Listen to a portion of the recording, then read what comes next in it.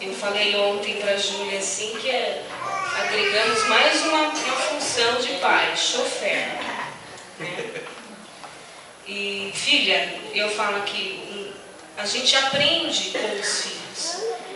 Ontem ela foi a uma missa no Demarque e eu levei, mas eu disse para ela: você vai voltar de ônibus. Quê? Você vai voltar de ônibus. Ó, você faz assim, você desce, atravessa em tal lugar que tem faixa, expliquei tudo, orientei. Eu não quero, você vai me buscar. No meu coração, eu levaria, ficaria com ela na missa e voltaria com ela. Não tinha problema. Mas a gente precisa ensinar os filhos a viver. Amanhã ou depois não tem o chofer, não tem eu, não tem o Daniel. E a gente tem que aprender a reconhecer isso. Os mimos que a gente dá para os filhos, a gente até quer fazer muito. Mas eu tenho 3, ela sabe. Ela, logo que veio a segunda, ela já viu: recebi tanto mimo, agora estou tendo que dividir com aquela branquelinha, bonitinha, carequinha que nasceu. Porque era assim. A Giovana era muito nervosa, até por conta de enfermidade a gente não sabia, porque ela não tinha febre.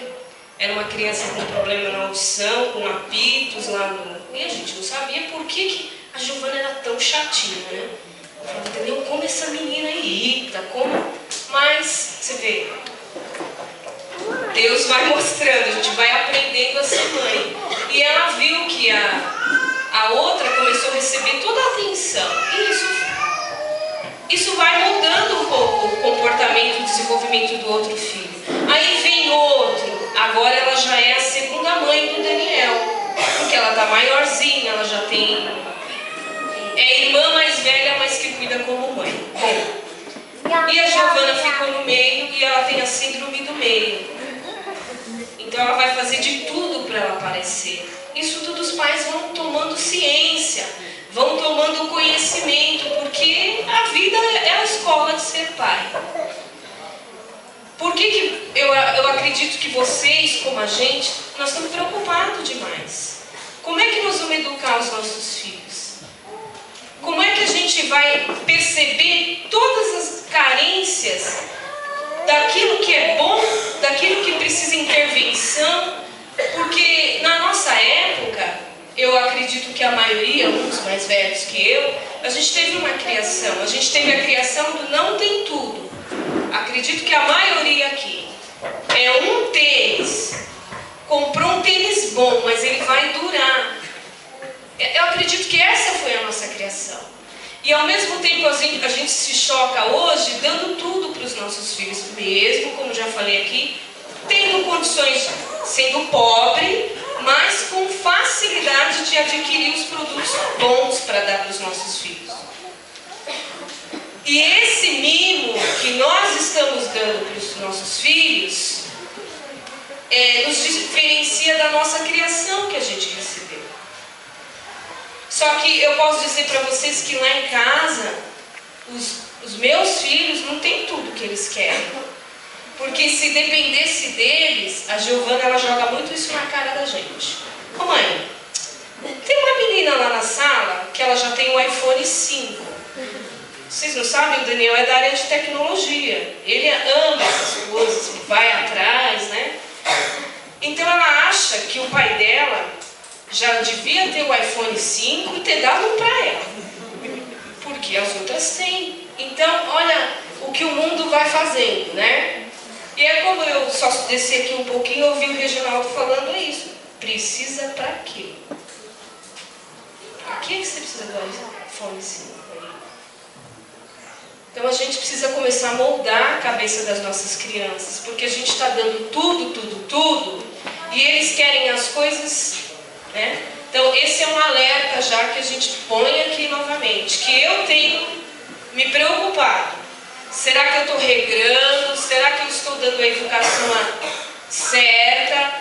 Será que eu não estou dando moleza demais? E não é porque a gente é cristão, como foi falado aqui, que a família é perfeita. Ah, eu quero ter uma família igualzinha do Daniel e da Angélica. Vocês não sabem o trabalho que vocês iam ter para vocês. Porque o meu marido, ele tem toda uma família fidelidade e a família dentro casa da Angélica e filhos. E são realidades bem diferentes. Então a exigência é dupla, né? Com características diferentes, mas que exigem muito da pessoa dele. Os filhos sentem, queriam ter o pai mais presente, mas eu não estou reclamando, estou dizendo que é uma característica da nossa família, né? Então os nossos filhos são assim. Eu acredito que sem a igreja, na minha família, eu não teria a Júlia como ela é, a Giovana, personalidade forte e que tem uma tendência a fazer coisas muito ruins, né, que ela não está ouvindo, por causa da personalidade, e a gente tem que abrir o olho, porque as pessoas às vezes têm tendências ao mal, todos nós temos tendência ao mal. A gente tem que olhar para os nossos filhos e ver se ele está tendendo mais para um lado ruim do que para um lado bom. Como, Angélica? No modo de julgar as pessoas com quem ele convive, na fala dele, o que ele está trazendo da escola, falando dos amiguinhos, o que ele fez para os amigos da escola, como ele se socializa na escola. Estou falando da pedagogia mesmo. Irmãos brigam, eu brigava com meus irmãos. E até por causa da pobreza mesmo. A gente tinha pouco, tinha que dividir. Nossa, que coisa chata, né? Já não tem, ainda tem que dividir, então a gente brigava muito. Então, hoje, como eu disse, a realidade ela é diferente, mas os temperamentos estão aí e nós precisamos pedir essa inteligência e sabedoria para modificar um pouco a educação dos nossos filhos. Deixa eu perguntar para vocês, para a gente fechar esse momento e a gente rezar. Lá na sua casa todo mundo é igual? Não, né? Vamos então aprender onde a gente se encaixa. Tem um estudo que a gente fez na comunidade e nós vamos fazer um resuminho dele aqui sobre o temperamento, para você entender por que você é assim e por que o seu filho, sua filha é assim, do jeito que ela é. Amém? Põe aquele primeiro slide, Carol. Vocês conseguem enxergar aí? Deixa eu ver se eu consigo acompanhar daqui. Então, ainda muitos milhares de anos atrás, os gregos descobriram, através de alguns filósofos, principalmente Hipócrates, que existiam 4 temperamentos que resumiam os seres humanos, que são aqueles ali, né? O sanguíneo, o colérico, o melancólico e o fleumático. Para vocês terem uma ideia, você vai olhando para você primeiro, né? E lembrando da sua família. Então, o sanguíneo é exuberante. Quem que é o sanguíneo?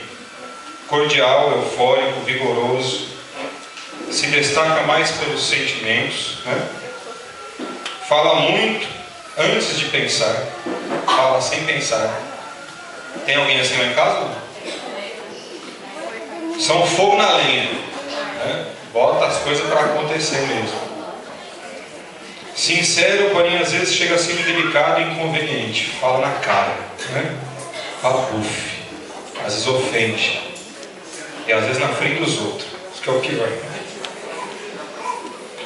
Você sabe que o sanguíneo, num estudo trazendo para a religião, ele aceita Jesus Cristo, mas ele aceita Jesus Cristo por convicção, assim, sabe? Eu aceito Jesus, eu vou provar para você.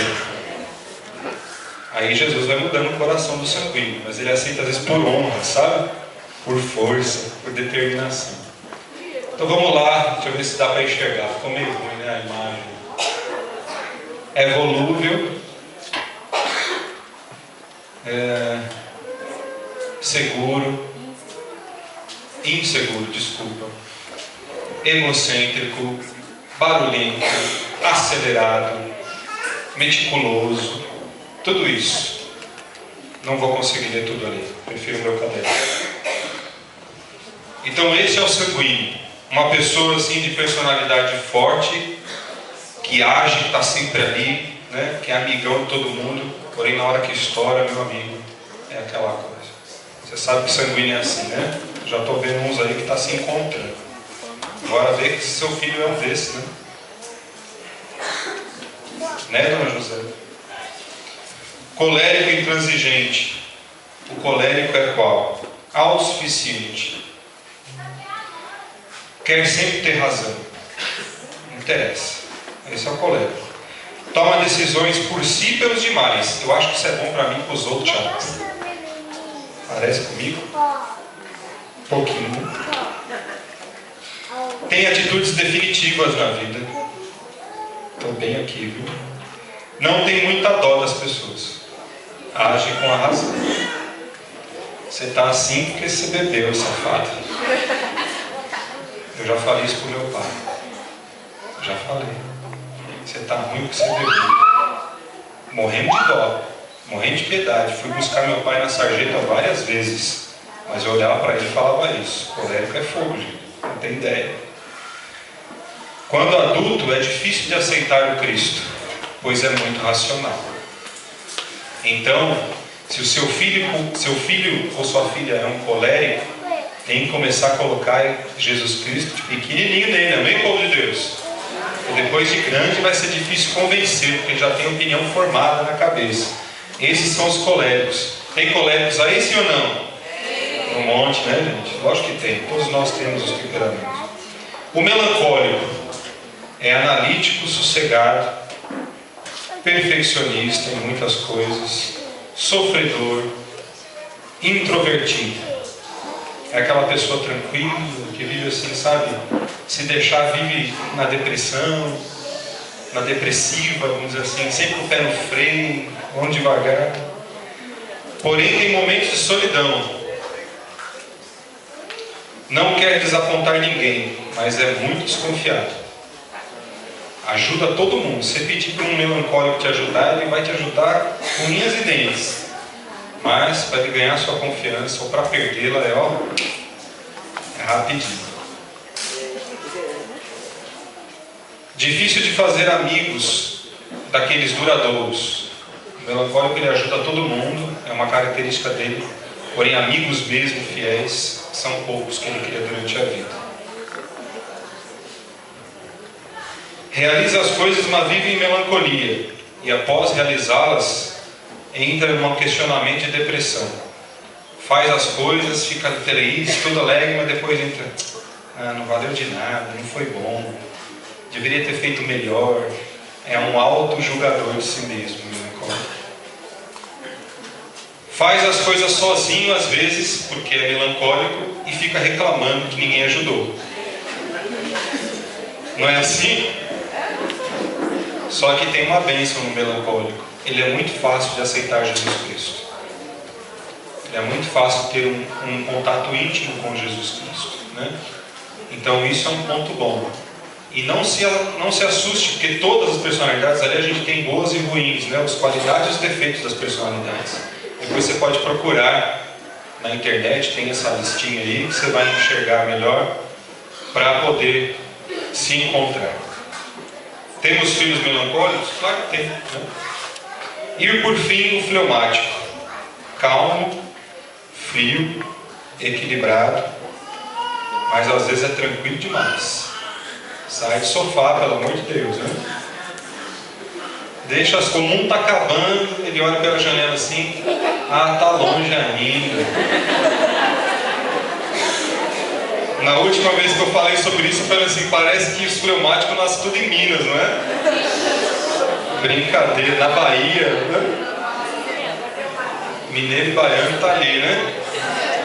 Deixe para depois se pode fazer antes. O Romário vai ficar bravo comigo. Brincadeira, né, Romário? Mas tô brincando. Mineiro faz tudo correndo, né? Mas tem um sossegado aí. Gosta de convívio social e de muitos amigos, porque tem um monte de gente fazendo coisa para ele ou para ela, né? Tá sempre rodeado, porque alguém vai fazer um almoço, alguém vai fazer alguma coisa. É próprio do fleumático deixar para amanhã o que pode fazer hoje. Já viu essa frase, né? É bom de memória, porém se irrita quando alguém cobra demais. Quando é pressionado, o fleumático fica desesperado, porque ele é fleumático, ele quer as coisas devagar, bem realizadas. Isso faz parte do temperamento. É simpático e de bom coração, mas ele nunca deixará você saber disso. É uma pessoa bondosa, caridosa, amiga, meiga, mas ela jamais vai mostrar isso para você. Então, se sua esposa é assim, seu esposo, tenha paciência, né?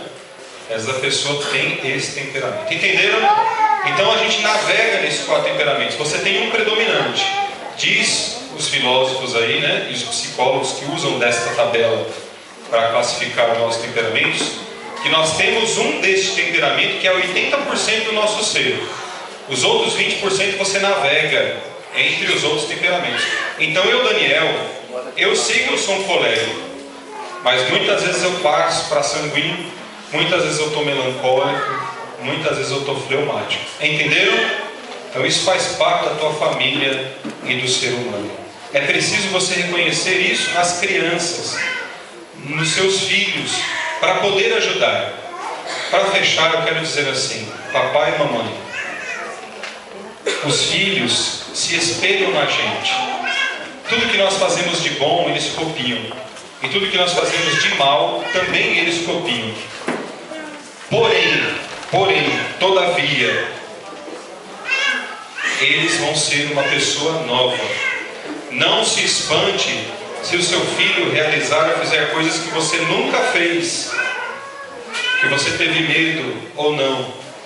Eu já vi muitas vezes minhas filhas terem ações que eu jamais faria. A Angélica principalmente pode falar isso. A Giovana, se deixar, ela entra na onda lá e vai lá para o meio do mar. A Angélica não pisa nem no começo da praia, né? É assim. Então cada pessoa é uma criatura nova, certo? O Danielzinho não vai te acompanhar no Hop Harry. Não vai. Não vai, porque no Playland, aquele carrinho que levanta um pouquinho, ele não vai. Filho é filho, né? Cada um é diferente do outro. Como dizia a própria Giovana, ela desde pequena tem dificuldade para ouvir, então ela falava as palavras erradas e continuou falando errado. Então cada um tem a sua caracteria. Ela falava: mãe, cada um tem a sua caracteria. E as pessoas surpreendem, os filhos surpreendem a gente, né? Então eu vejo, assim, eu tento participar bastante da vida dos meus filhos. A Júlia, como ela já é maiorzinha, ela me conta muito pouca coisa. Mas a Giovana eu conheço bem porque ela fala muito. Ela fala do dia a dia dela pra gente. E muitas coisas que ela vem trazer pra gente, ela também, como o Daniel falou, ela surpreende. Atitudes que ela tomou, que ela foi até crítica, porque ela é muito crítica, e ela critica alguns comportamentos de adultos, né? Então, eu vejo assim, a educação funciona. Porque se ela tem essa crítica que ela fez é boa, é porque ela aprendeu com alguém. E tem que ser com os pais. Então, a educação está aí para isso. Para desenvolver o caráter do seu filho, que é diferente do temperamento. Caráter de justiça. Caráter de se colocar no mesmo nível que o outro, ele é igual a mim, né? E a minha filha, ela me ensina muito assim, com isso, que ela busca justiça.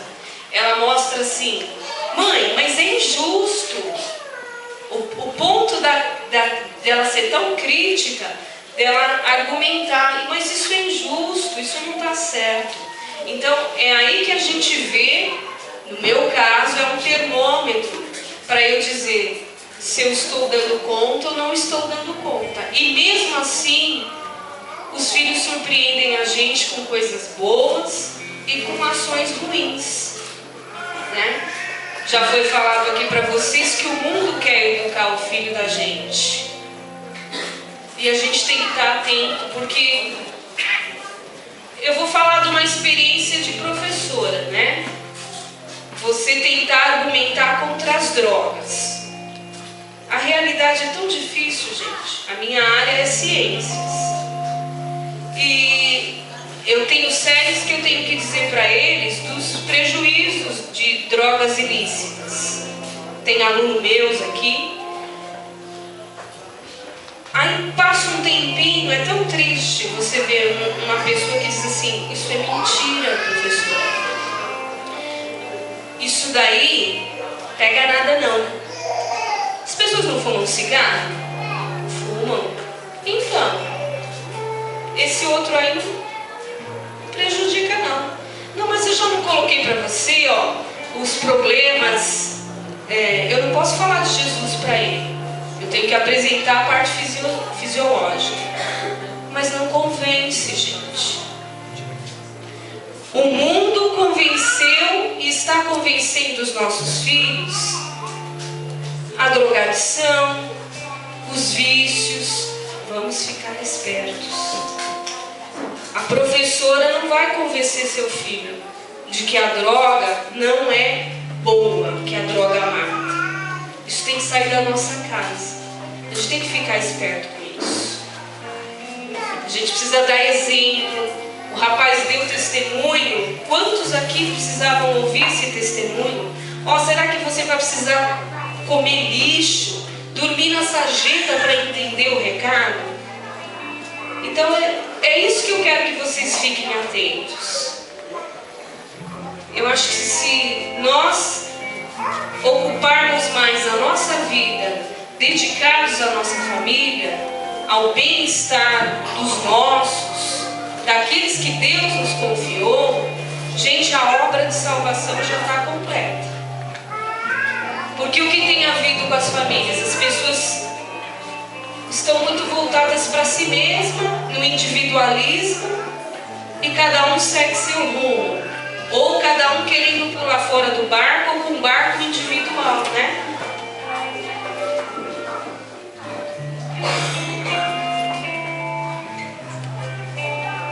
Gostaria que você ficasse de pé, junto com as pessoas que vieram